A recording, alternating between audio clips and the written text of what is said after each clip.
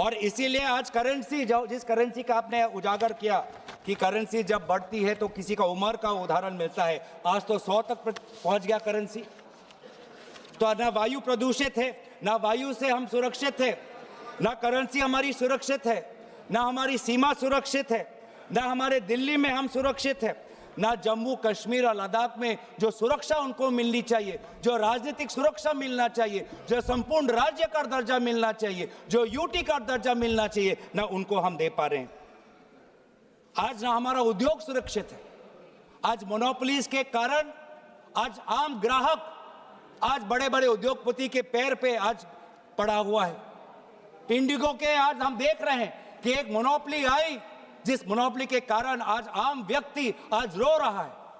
आज एक आम व्यक्ति आज उसके घर उजड़ गए। आपसे हमने ऐसे एक मिनट सुन लें। आपसे आग्रह करता हूं कि स्वयं ऑनरेबल स्पीकर ने कहा था कि आज जो हम चर्चा कर रहे हैं ये केवल वर्तमान के लिए नहीं, आने वाली पीढ़ियों के लोग भी आज की इस चर्चा से प्रेरणा लेंगे। देखिए, आपकी इस चर्चा से प्रेरणा लेंगे और मुझे लगता है कि आपको बहुत से अवसर मिलेंगे जब आप आलोचना कर सकते हैं, आरोप प्रत्यारोप कर सकते हैं, लेकिन आज की चर्चा कम से कम मैं आपसे धन्यवाद सर। वंदे मातरम राष्ट्र के प्रति हमारे कर्तव्य को उजागर कर, और आज तो हमारा वोट भी सुरक्षित नहीं है, आज तो हमारा वोटर लिस्ट भी सुरक्षित नहीं है। आज हम विभिन्न प्रदेशों में देख रहे हैं कि किस प्रकार से ये सरकार यूपीआई की बात करती है, जेम ट्रिनिटी की बात करती है, आधार की बात करती है, लेकिन मशीन रीडेबल वोटर लिस्ट नहीं देना चाहती। वो काम वो कागज से करवाना चाहती है। तो ना आज वोट सुरक्षित है, ना आज स्वास्थ्य सुरक्षित है, ना सीमा सुरक्षित है, ना करेंसी सुरक्षित है, ना व्यापार सुरक्षित है।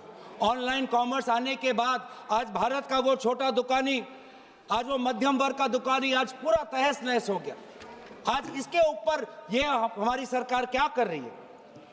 लेकिन ये सरकार सवाल से डरती है, चर्चा से डरती है, और ये चाहती है कि अगर ये संस्थाओं को इन्होंने अगर कैप्चर कर लिया, आपने चर्चा संस्थाओं इतनी अच्छी शुरू की थी, और अगर आप अपने चर्चा के भाषण करें तो वाकई वो चर्चा देश के लिए एक अच्छी आपने की, लेकिन अब उस चर्चा को मुझे लगता है वहाँ तक रखिए सीमित।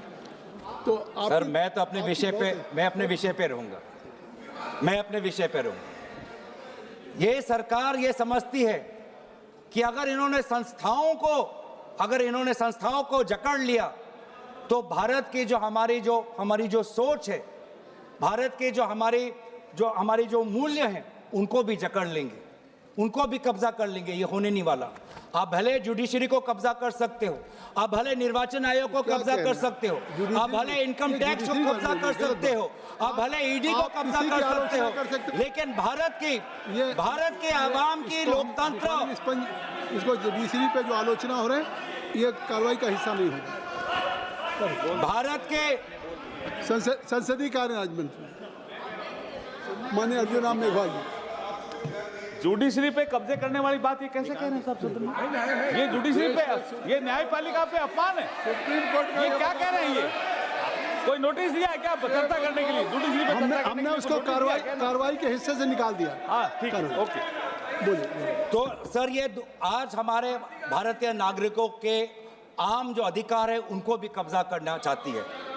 जो वोट देने का अधिकार, जो स्वतंत्र विचार का अधिकार, किसी से प्रेम करने का अधिकार, अपने अनुसार विचार रखने का अधिकार, सरकार को आलोचना करने का अधिकार, सरकार को सवाल पूछने का अधिकार, इन अधिकारों को भी ये छीनना चाहती है। और अगर यह इन अधिकारों को छीनना चाहती है तो ये बंकिम चंद्र चटर्जी के काल्पनिक जो कल्पना के अनुसार जो भारत के जो सपना देखा था उसके विरोध में वो जा रहे हैं।